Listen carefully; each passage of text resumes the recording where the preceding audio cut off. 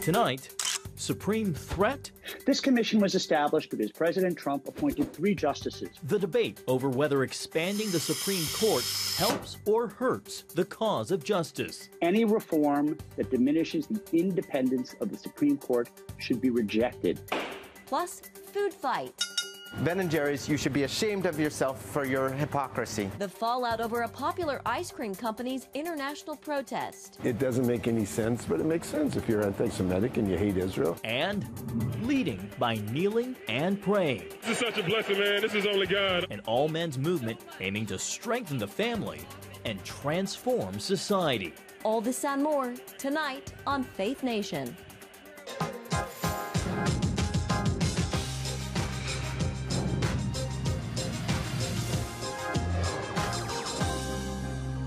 Court packing or preserving democracy and equality. Good evening, I'm Jenna Browder. And I'm John Jessup. Tonight we began with a battle to expand the U.S. Supreme Court.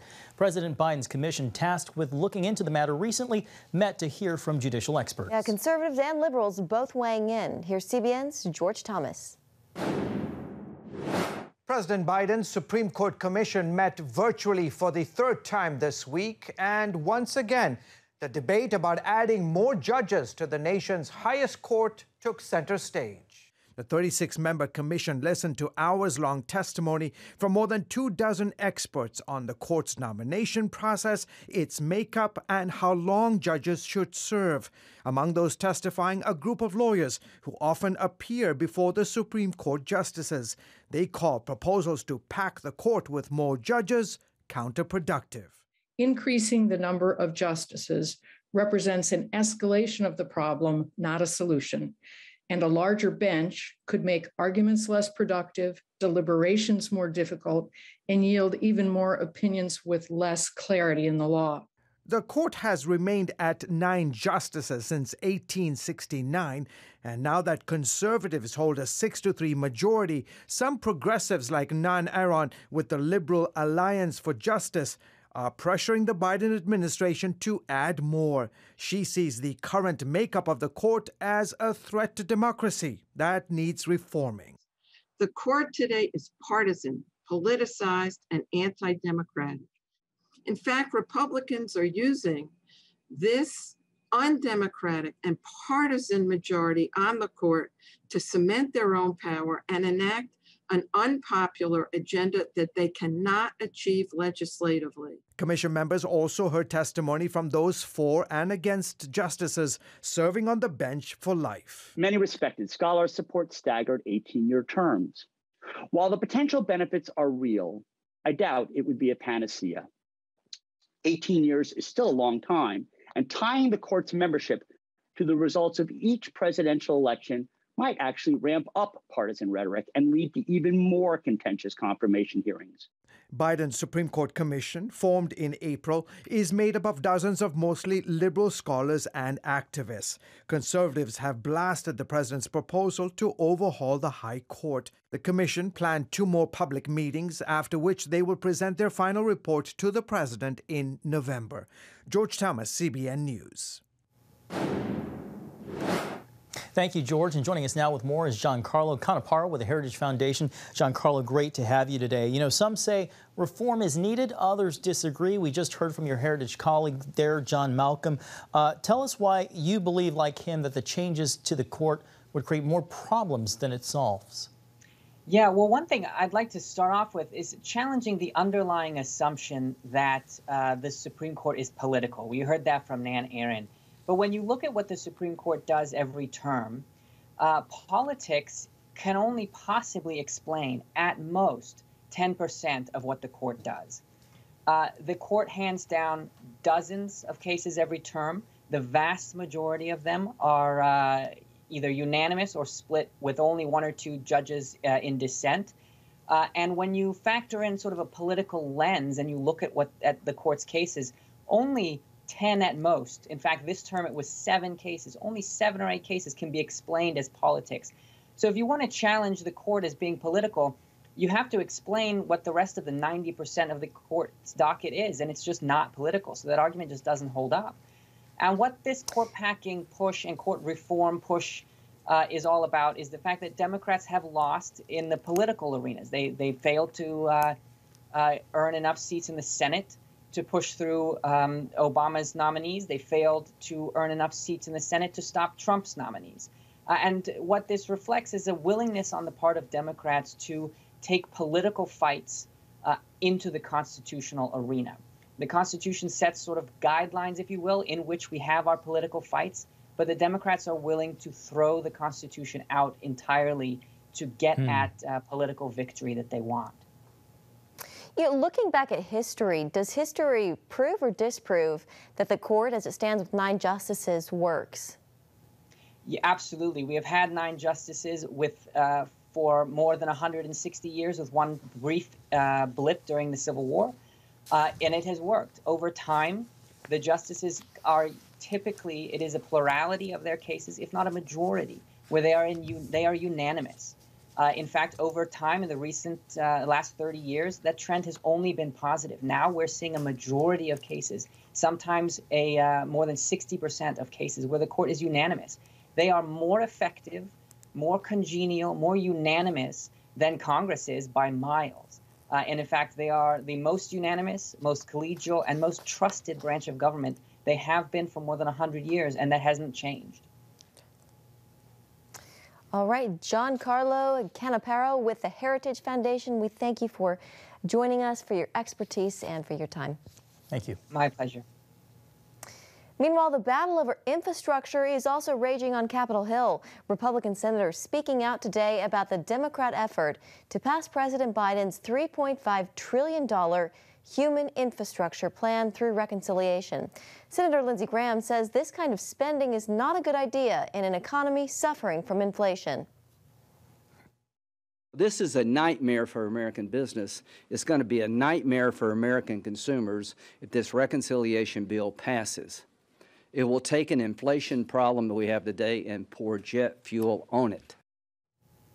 The Senate Minority Leader Mitch McConnell echoed Graham's concern, accusing Democrats of playing Russian roulette with the economy. And speaking of the economy, while many Americans feel the squeeze of inflation on their pocketbooks, the administration is promising prices will go back down. Will that happen, or is it just more of a political wish in the midterms quickly approaching?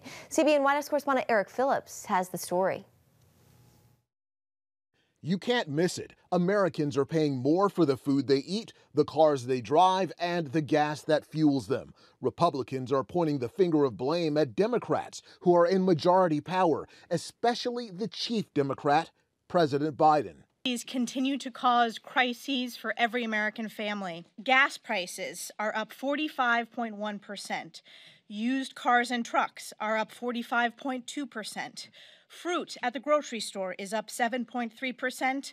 Milk is up 5.6%. The president insisting the increases are temporary. Economists call all these things transitory effects, and they account for about 60% of the price increases we've seen over the last few months. But even if that's true, people across all socioeconomic lines are still feeling the pinch right now. According to a recently released Fox News poll, 83% of respondents are concerned about inflation. We did notice the dairy stuff is going up.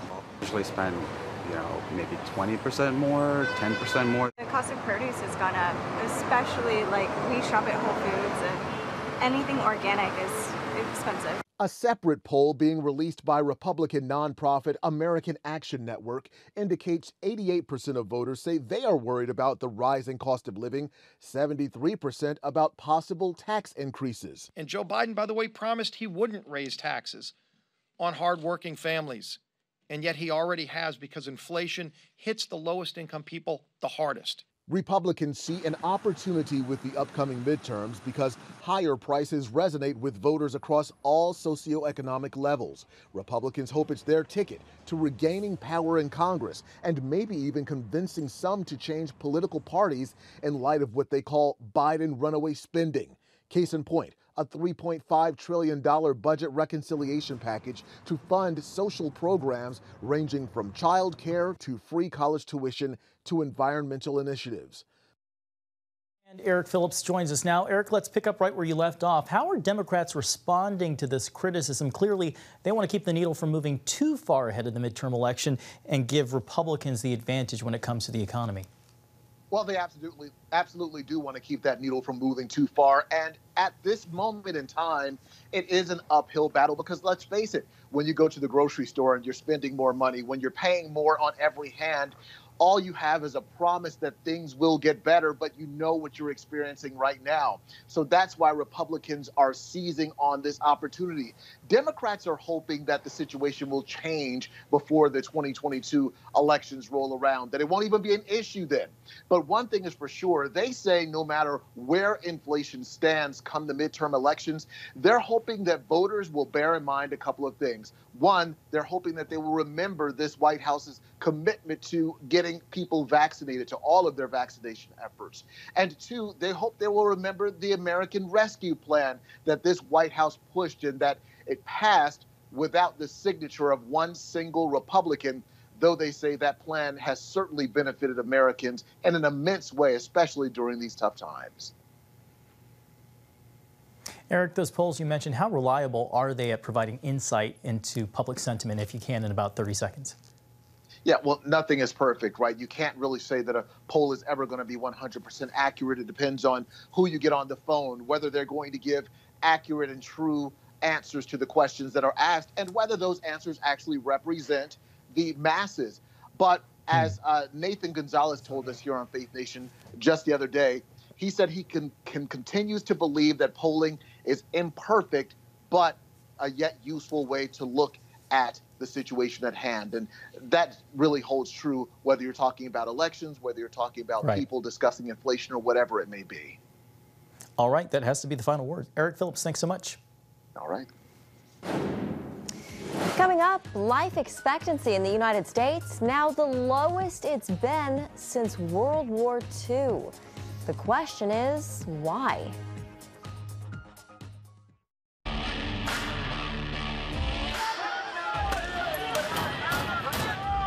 have sex before you're married is a bad idea.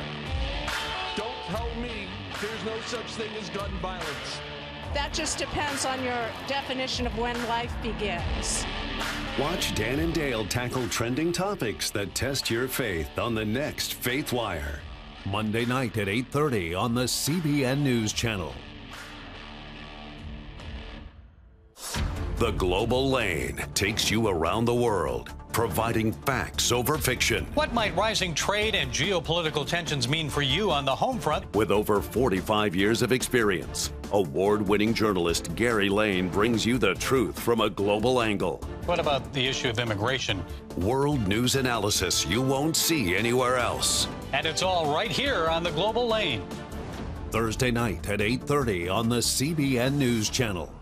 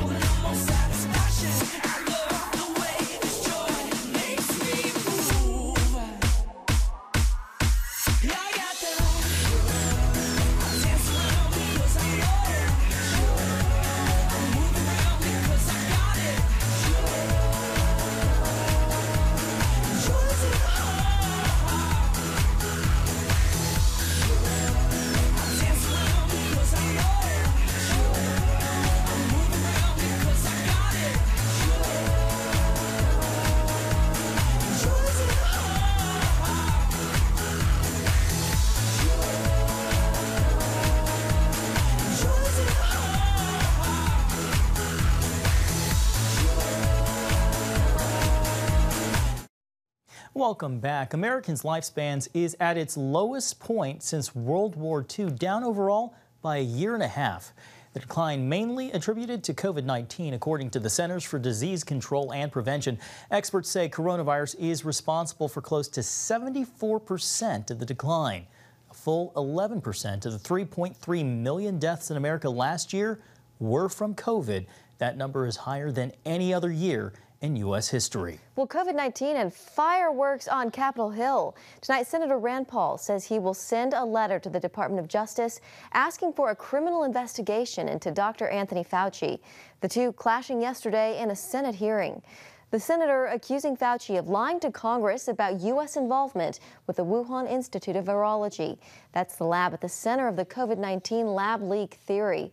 Paul believes U.S. grant money Fauci approved for the lab went to gain-of-function research on deadly viruses. Fauci categorically denies the accusation. Senator Paul tells CBN News he's not letting up on this. We're going to be referring this to the Department of Justice as a criminal matter. It is a crime to lie to Congress. We do believe that he is still lying to Congress, that he is saying it didn't happen when it did happen. Paul says he doubts the Biden administration will investigate, but that he plans to keep bringing up the issue so that it doesn't happen again. And here now to discuss, CBN News chief political analyst David Brody. David, this is certainly not the first time we've seen these two spar, and it surely won't be the last. What do you make of it all? No, you're right. This has been going on for quite a while. It's kind of like the Days of Our Lives, starring Rand Paul and Dr. Fauci. Look, the big question I have in all of this, because let's be clear, let's take a step back. They're always going to disagree on whether or not it's gain of function or not. The question is, where's the media on this? Why does Rand Paul have to be the journalist here? Where is the deep digging by the media? We haven't seen it. We've not seen any deep dives at all. And I think that's the concern. So Rand Paul is in essence vilified in many of the media headlines today for going after Fauci. And everybody's saying Fauci got the best of Rand Paul. Look, why is the media not digging on this? I think that's really the key question. There's a lot of unanswered questions, and viewers and Americans overall need answers. Another thing, Senator Paul is proposing he's proposing a bill that would repeal the mask mandate on airplanes. David, this is coming just after we saw the Delta variant of COVID-19 flare up among the Texas lawmakers who flew into D.C. earlier. They came in maskless, and we're seeing some mask mandates return. How is this playing out politically? Well, we're going to see more of an increase in this. I was talking to a couple of sources close into the conservative world, a bit in the Trump orbit, and they're very concerned that here we go again in terms of mask mandates, that it's not just going to be Los Angeles, that it will start to increase in cities and counties across this country. And look, I think there's obviously politics at play here, but the truth of the matter is, and this is CDC numbers here. So Jack Dorsey, have a seat. You don't need to fact check me on this. It's about 1.8% in terms of the people that die of COVID. And that's CDC. So it's obviously a minuscule amount of people that die. And so I think this time around with the Delta variant, and who knows what's next, the JetBlue variant, the American Airlines, but you know what I'm trying to say. The point is that we're going to be going through this for a very long time. I just wonder, John and Jenna, if people are just going to say enough. Look, we got it. We shut down for a year. It was horrible. But we're ready to move on with our lives. And with the 1.8% chance of dying, I just wonder if people are just going to not take it as much this time around. All right. Well, David Brody, we have to leave it there, but thank you. We always love having you on. Good to see you. Thank you. You too, Jenna. Well, House Minority Leader Kevin McCarthy will pull all Republican members from the committee tasked with investigating the January 6th Capitol Hill riot. The move coming after Speaker Nancy Pelosi today tossed out two of his picks for the committee. This is the people's house, not Pelosi's house. We will do our job, though. We asked to do our job. We want to do our job. McCarthy says he may object to the people Pelosi put on the committee, but at the same time, he respects her right to do so. Congress could soon be considering a new bill aimed at prohibiting colleges and universities from offering abortion procedures to students. Texas Congressman Chip Roy introduced the bill after lawmakers in California recently passed another measure that requires all state universities to provide abortion pills on their campuses by the year 2023. Pro-life advocates say Roy's counter bill is needed. Schools should not be in the business of ending the lives of future students. This does not bring hope. This does not bring a future.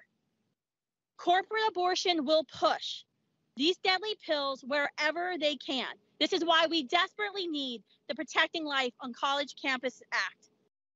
The measure would withhold funding to any college or university that offers those abortion procedures. Stay with us. There's more Faith Nation right after this.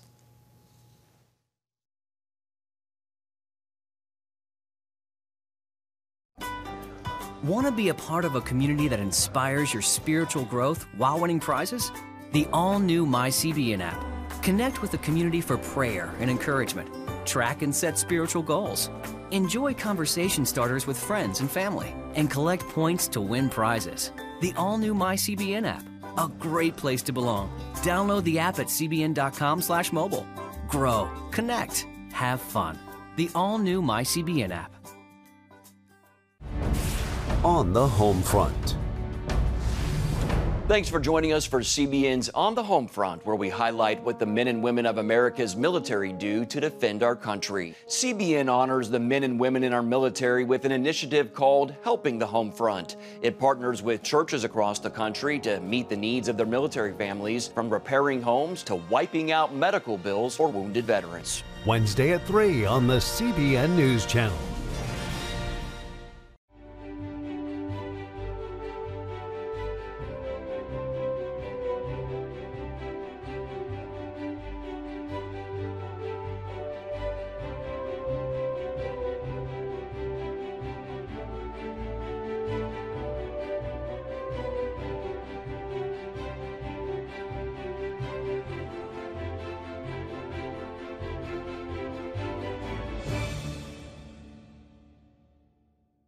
Too often, we carry baggage from our past. You know what it's like. It affects everything and everyone in our lives. It's always there, weighing us down and keeping us from achieving true happiness. But do you know God never meant for us to be trapped in the past? You can be free of your baggage.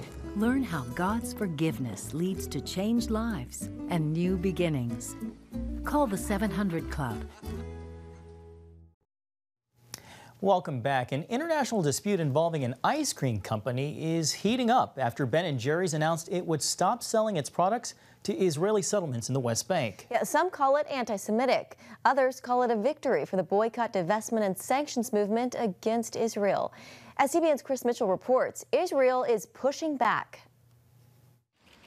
Israeli Foreign Minister Yair Lapid went on the offensive after Ben & Jerry's ice cream announced it will no longer sell its products in Jewish communities in the West Bank and Jewish neighborhoods in eastern Jerusalem. Ben & Jerry's decision is a shameful surrender to anti-Semitism, to BDS, to all that is evil in the anti-Israel and anti-Jewish discourse. We won't stay silent. Ben & Jerry's decision gives a boost to BDS that has targeted Israel for more than a decade.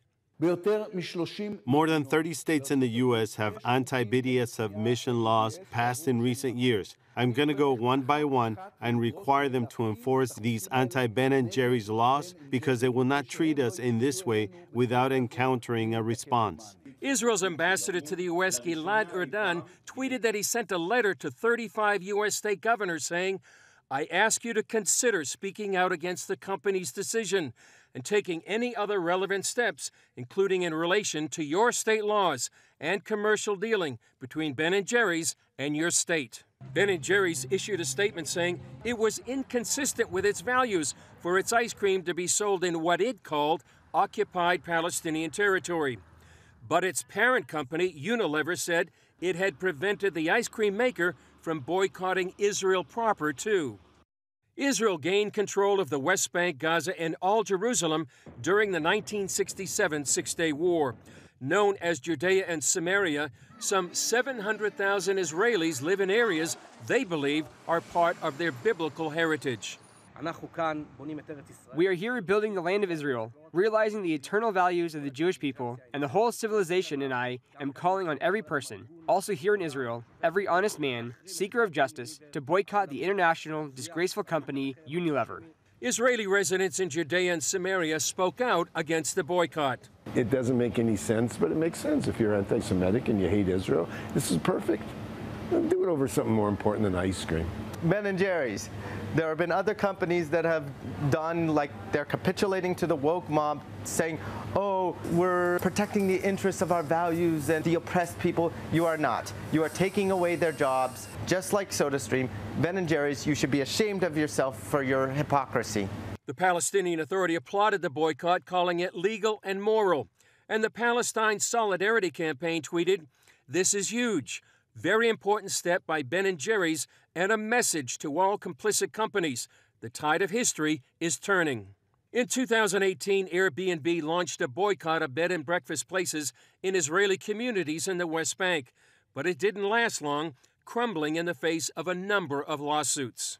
Unlike this coffee flavor, the boycott has inspired a number of satirical flavors on social media by those opposing the boycott, including one called "Push the Jews into the Sea Salt and Caramel." Israelis are now hoping this boycott by Ben & Jerry's will melt away in the summer heat. Chris Mitchell, CBN News, Jerusalem. Are you suffering from feeling tired or worn out during the day? Can you not turn off your brain at night? You are not alone. Hi, I'm Dr. Michael Bruce, the sleep doctor, and I've partnered with the Christian Broadcasting Network, and we're going to bring you some unbelievable information that you can use tonight to get a better night's rest. Wake up to your best life. Call 1-800-700-7000 or go to cbn.com to get your free copy of Protect Your Sleep today. Nutrition, exercise, essential oils, weight loss, and more. It's Healthy Living with Lori Johnson. Talk about what's in this. Join CBN health reporter Lori Johnson to get the latest information from today's top health experts. This is fantastic. Find out what you need to know to live a healthier life. Watch Healthy Living Tuesday night at 8:30 on the CBN News Channel. Woohoo! Hi, Superbook fans. Here's something else you'll love. It's the new Superbook Bible app. It's packed with games, activities, and Superbook episodes that you can watch for free. Oh, no! There's trivia, a fun daily devotional, and answers to your Bible questions. Plus, an easy-to-understand Bible the whole family will enjoy. You can even create your own Superbook character. Ta-da! Whoa! The Phillipsburg Falls man coming. Sorry, pardon me. Sorry, excuse me. Ouch! Are you getting this? Earn super points to win daily prizes, too. And so much more! Time to get back to my adventures. See you soon. It's the new Superbook Bible app. Free downloads on iTunes, Google Play, and Amazon. Finally tonight, nearly 30,000 men met for a time of reflection and transformation last weekend in Dallas. Husbands, fathers, and brothers attended this year's Promise Keepers Men's Conference with the goal of becoming stronger Christian leaders. His grace is sufficient for you. That's the promise of God, and my God, the God of Abraham, Isaac, and Jacob, is the promise keeper. And the two-day conference was held at AT&T Stadium, home to the Dallas Cowboys, and it looks like they had a huge showing. A great event, and I know many people were watching from their churches and at home. Well, that is going to do it for this Wednesday. Have a great night.